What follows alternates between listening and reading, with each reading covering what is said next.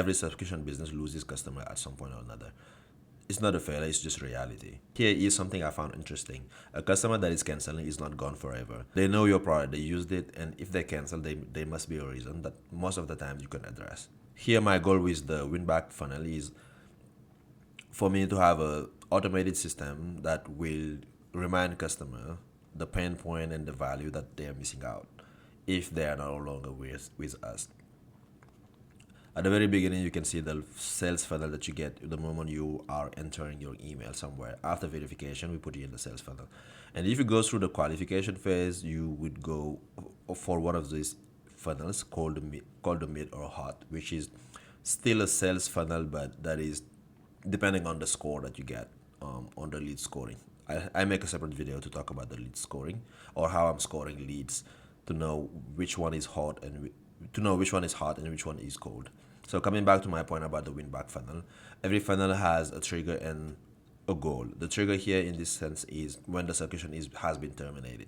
We already send reminder notification that the subscription is about to expire few days before it does, and then when it does, this is the event that is being emitted. So in this case, that's going to be the trigger for out. And then 3 days later, we're going to send the reminder notification and so more and so forth until day 90. After which we just consider that the user is not coming back, but if they want to, the door is still open at any point. Every of this email will have the same CTA that is linking still to a way for them to renew the subscription.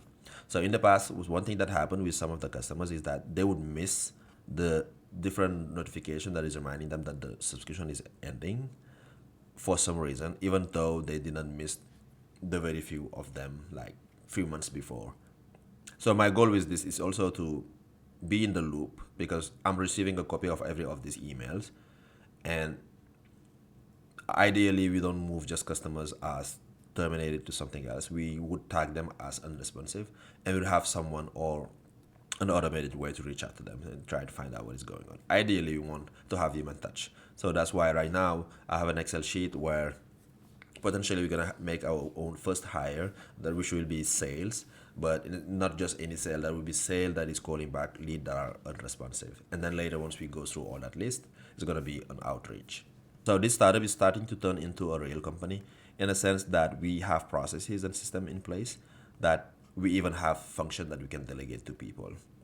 From the content we're making, the landing page, different app sign-ins, to the different other processes from qualification, lead scoring, order, device activation funnel. We also have on this side abandoned cart and also customer success because it doesn't end when they purchase. We always have something to do next. And this will be probably the longest funnel we're gonna have, where I can see this go all the way to 1 year. But so far we just stop at day 28. Try to maximize LTV by either having them for longer term or having them pick the most expensive thing that we have to sell or valuable in that sense. Also, the goal is not to sell them something they don't need. I'm pretty happy how this is turning. Probably at some point I'm gonna turn into this abandoned cart funnel. It has been designed, but this is not functional yet. But everything else is. Let me know what you think.